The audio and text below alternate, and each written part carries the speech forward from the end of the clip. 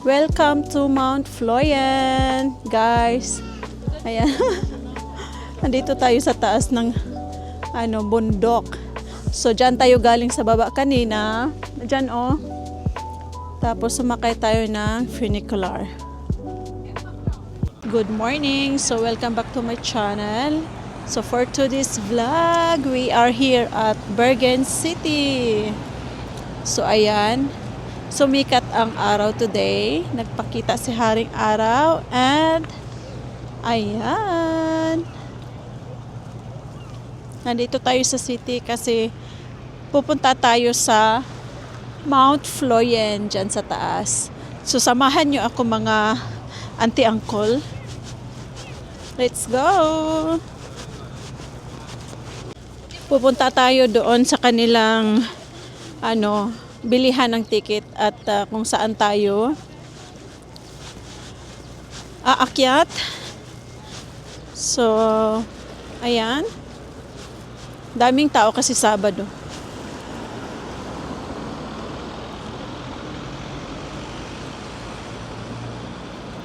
Ayan yung Bergen City.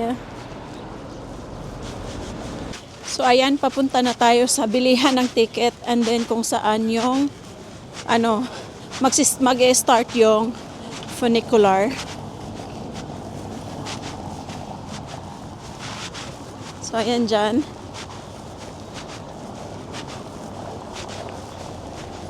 Guys, ang Floybanen paakyat sa Mount Floyen ay nandito lang pala siya sa itaas ng my Starbucks. So, ilang minutes walk lang. Siguro mga 3 minutes to 5 minutes walk.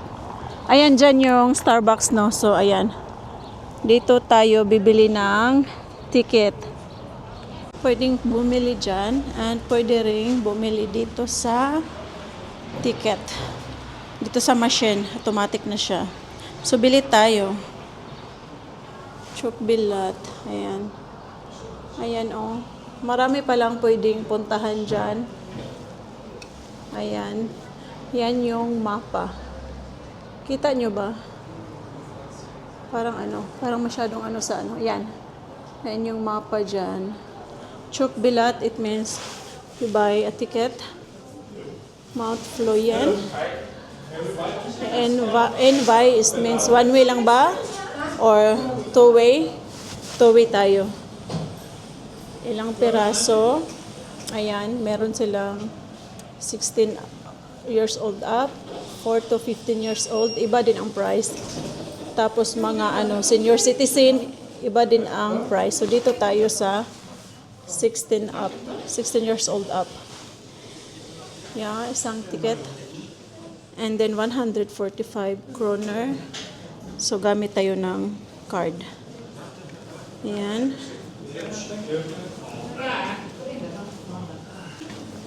So ayan yung ticket natin. Ayan. So this is the entrance. Scan lang natin ang ating ticket. Ayan. Okay na kaagad, automatic.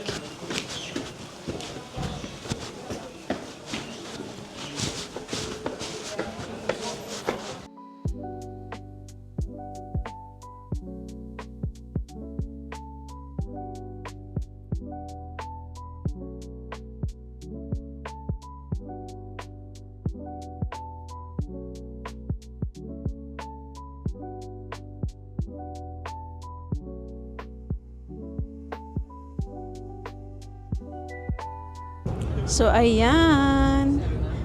O, diba? Ganda ng view. Ganda ba?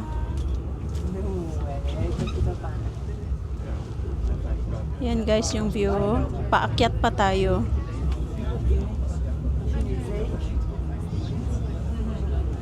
So, nice. Ang ganda kasi ng panahon today. So, ayan.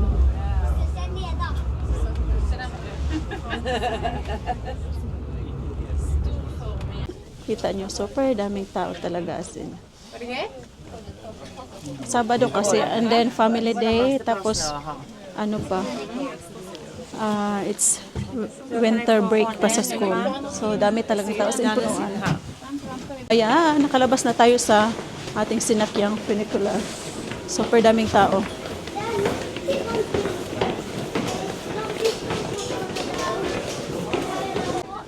So ayan, nandito na tayo. Super daming tao. So ayan, tingnan natin yung view.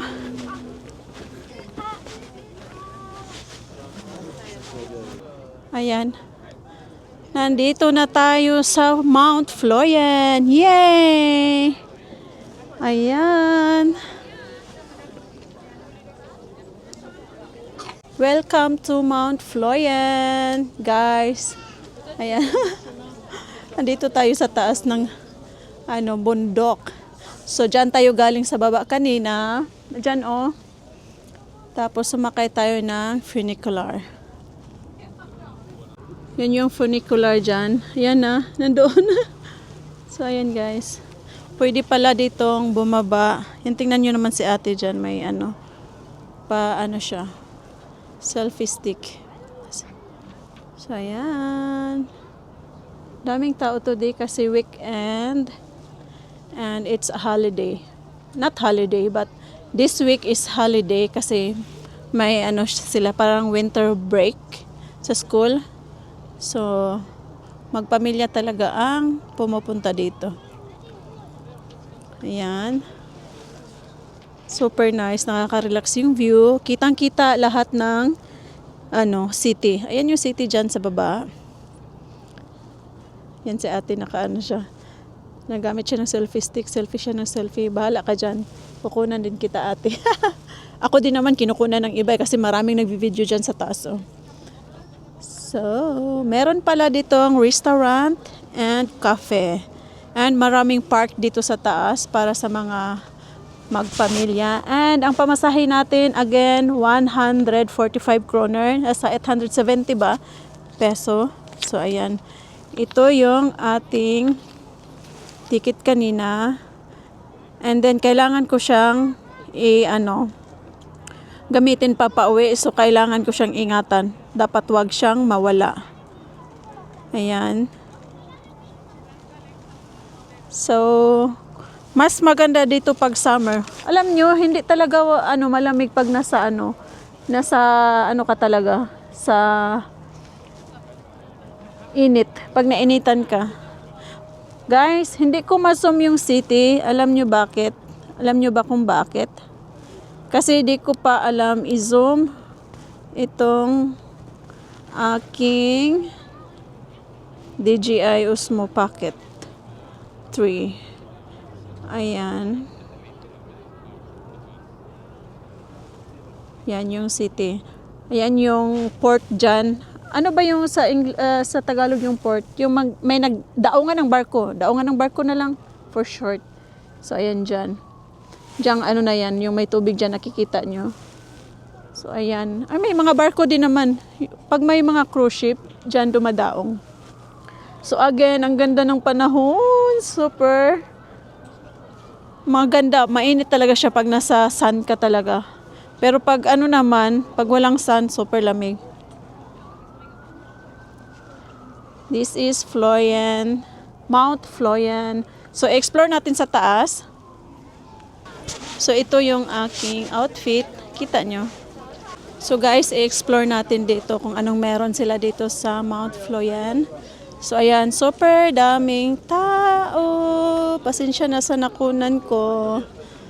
Ayan. So, let's go explore here. May mga restaurant at cafe dito. So,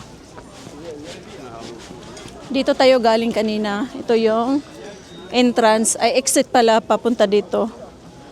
Kung galing ka sa baba. Punta na naman tayo dito sa kabilang side. So, again, it's coffee shop and restaurant. Yan, daming tao. Super daming tao, guys. Diyan, super daming tao. Again, winter pa, pero maraming tao. How much more ang summer? Daming tao.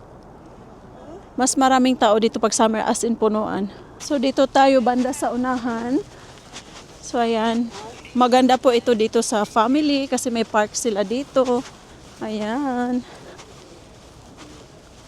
Pwede kayong mag-hike. Pwede kayong mag-walking around here also. Pwede kayong mag-walking dito lang. And pwede kayong umakyat from the city talaga.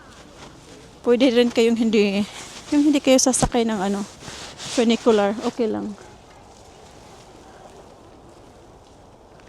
Pwede pala ditong mag-overnight stay dito. Oh. May mga ganito sila dito. And then yung doon sa kabila. Yan. Yan. Pwede kayo ditong matulog. Ang nito, presyo nito ay 1,995 kroner. So nasa 11,970 ang overnight dito. Silipin natin, para siyang cabin. Yan yung sa taas. Yan guys. Pero hindi natin klaro. So pwedeng mag-overnight dito. Ay, gusto nyo ma-experience? Ayan yung pangalan, oh. Konglan. Ayan. Dito kayo mag-book sa booking.floyen.no. Ayan, booking. Ayan. Again guys, kung gusto nyong mag-book ng matulugan dito sa taas ng mountain, punta lang kayo sa floyen.no. Meron sila ditong mga overnight. Para siyang cabin. So ayan guys. Pwede kayo ditong mag-hiking. Ang ganda ng place. Hiking. Ayan. And then magaganda yung mga kalsada nila ha. Super ganda. And dito parang may inaayos sila kasi doon, no. Parang may ilalagay na naman silang building. So, ikot tayo dito banda. Ayan. Marami sila ditong overnight stay, guys. And safety dito. So, pwede pa kayong maglakad-lakad dyan pababa. Ayan. Basta guys, kung gusto nyong mag-relax, maglakad-lakad, ayan.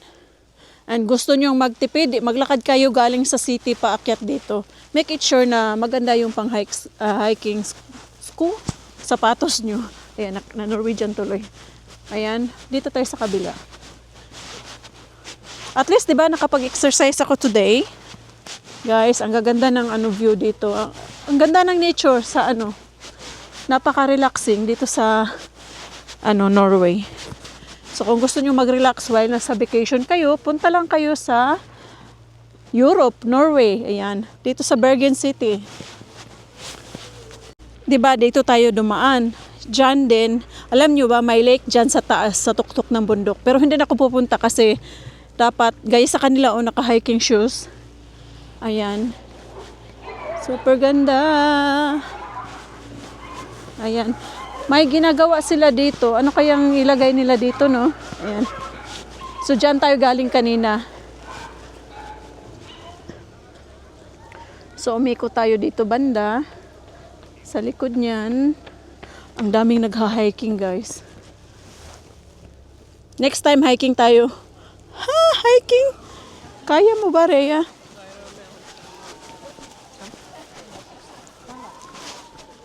So hi guys, bawat kanto sa dito, sa place dito ay may signage talaga. At saka naka-English pa, ha? Ayan. Kung saan ka pwedeng mag-hike going to center. Yung pababa doon sa city, ayan, meron silang naka-sign. Meron silang signage kung saan ka pwedeng maglakad. Ayan.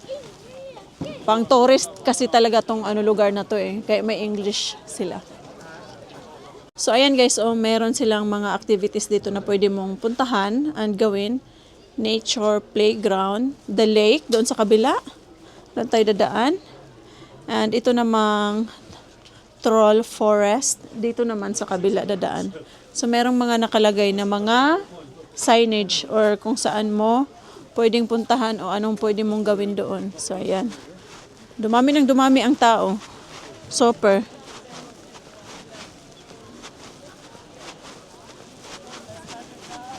Daming tao doon, oh. Hi guys. Last na natin. Kasi bababa na tayo. And, ayan. Super daming tao.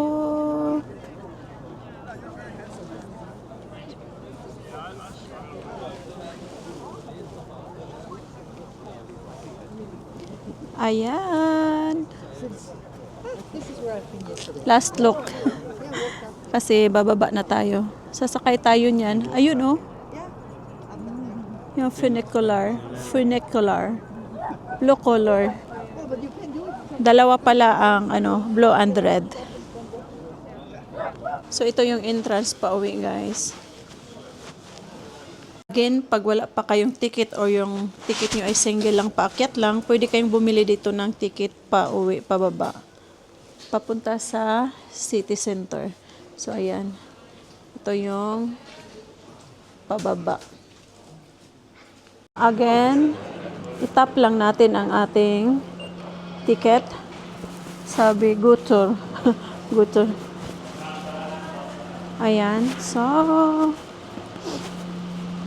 dito tayo, sa taas tayo. Dito tayo sa pinakataas. So, ayan.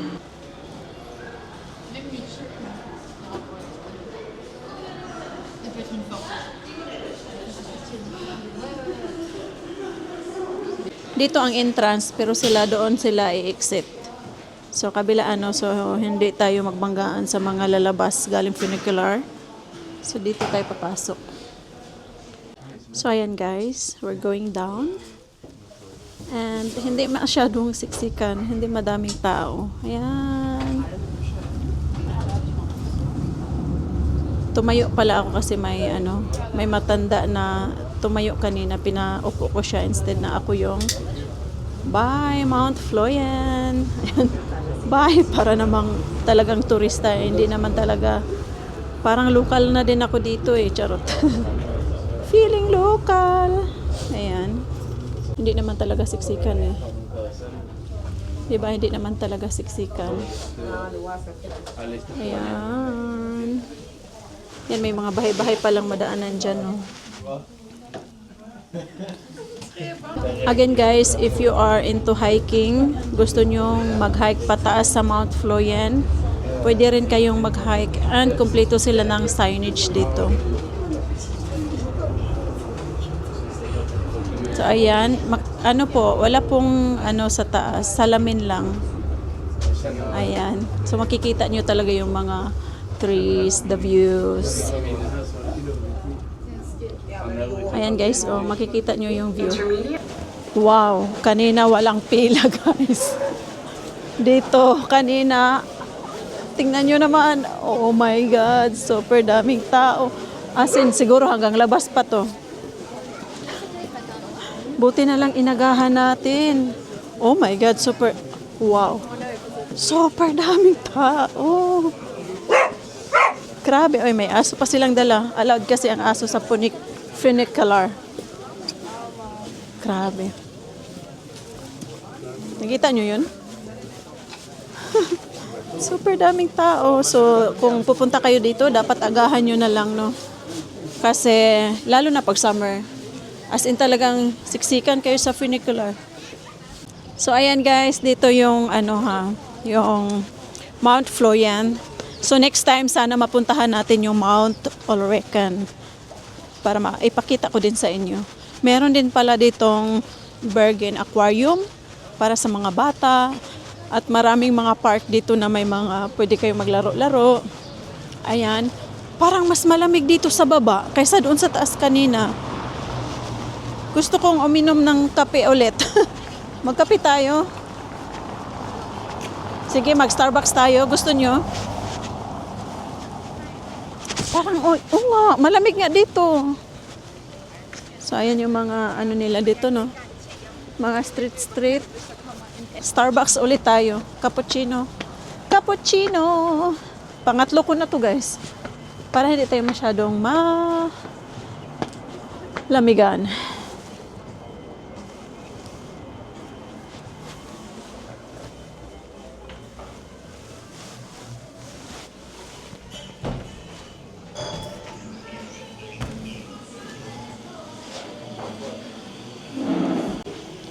So, nakabili na tayo ng caramel macchiato. Guys, 432 isang caramel macchiato. Yung pinakamaliit na size. Yun lang yung in-order ko. Iti-take out ko lang kasi maglakad-lakad tayo. Gusto ko lang may ma-zip. Zip?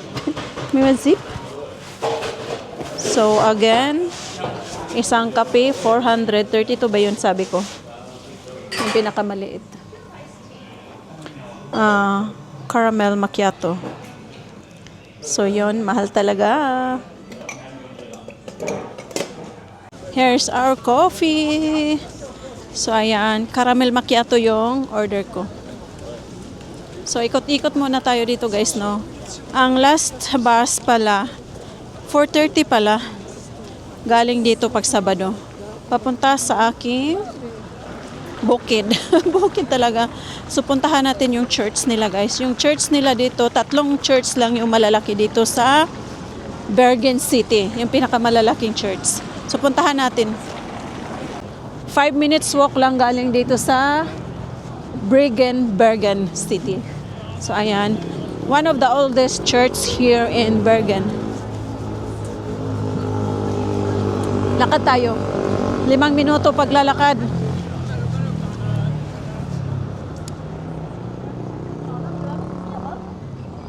Guys, again, ang church sa Norway, nasa gilid lang din ang libingan. Ayan. Hindi masyadong malaki but old church. Ang daming ano, oh. Anong tawag nito? Anong ibon nito? Comment naman kayo dyan. Ano nga to? Dove. Oh my God, Rhea. Ayan, dove. Ang daming dove. Sa labas ng church. Ayan. Dito tayo sa kabilang gilid, guys. Ayan. Kabilang gilid ng church. Ay, ito ata yung main door. Dito. Kasi malaki yung door dyan, oh. Ay, nako. I think that's the main door. Dyan. So, dyan pala, guys. Yan ay isang hotel. Hotel Bergen Bors. Magandang hotel din ito. Kaso lang mahal. Yeah, para sa akin, ewan ko lang. Asawa ko siguro titira kami pag siya kasama ko. Pero pag tayo lang, syempre, doon tayo sa mga budget hotels lang. So, ayan. Doon tayo kanina sa taas, sa Mount Florian. Parang nagutom ako ay. Kain muna tayo. Saan tayo kakain? Sabi ganun. Saan tayo kakain? So, ayan. Dumami na po ang tao. Super daming tao na kasi nga tanghali na at mainit ang panahon. So, ayan, tatawid tayo. Bilisan natin.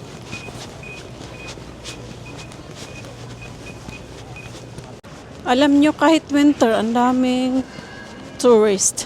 As in tourist. Hanap tayo ng makainan. Saan ba yung sinasabi ni ate na Thai restaurant? Dito daw banda eh. Hindi ko lang sure kung saan dito. So, ito may Burger King dyan. Kung gusto nyo naman ng Burger King, andyan din dyan may Chinese restaurant. Pero hinanap ko yung sinasabi ng kakilala ko na Thai restaurant to siya. Saan ba yun? Diyan lang naman yung China Palace, yung Chinese restaurant. So, doon na lang tayo kasi nga, yung Thai restaurant, wala silang maupuan. Mostly pala doon take away. So, gusto ko namang umupo talaga eh. So, lipat tayo. Sana may dito. May vacant na maupuan natin. Kasi nga Sabado, daming tao. Kung wala talaga maghanap tayo ng iba eh.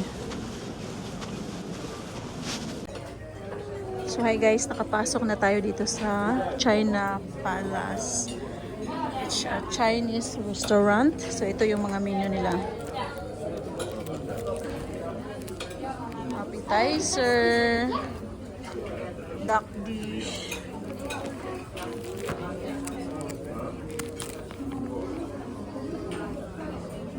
Beef dish. Seafood. Meron din pala silang dim sum.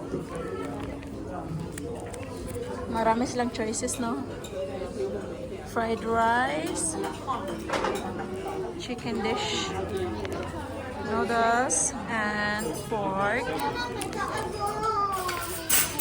Children's menu. Meron din silang vegan. And the dessert. So, order na tayo. May mga tag 2.99 din naman. 3.99 and 305 kroner. Guys, meron sila ditong koi. Uy, ang lalaki. Yan, ito yung decoration sa gitna ng restaurant.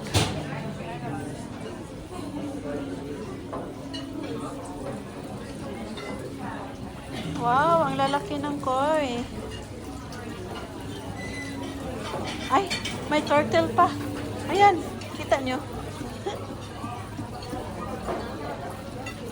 Madami. Ang daming koi. Super dami. Uy, ang lalaki.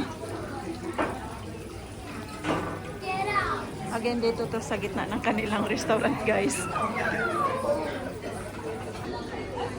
So, ito na yung order natin. Tofu with pork and the rice.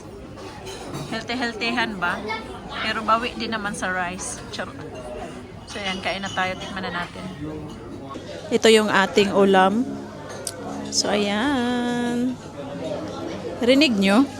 Rinig nyo ba ako? Daming tao. So, tikman na natin. So, ito ay tofu with pork. Sarap. Super sarap. Ay, ang lamig. Ang lamig. Lamig kayo. Super sarap, guys.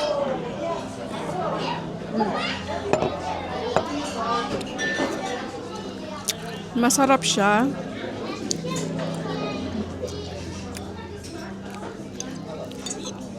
Yung tofu kasi healthy, di ba? So, the tofu is masarap. May pork.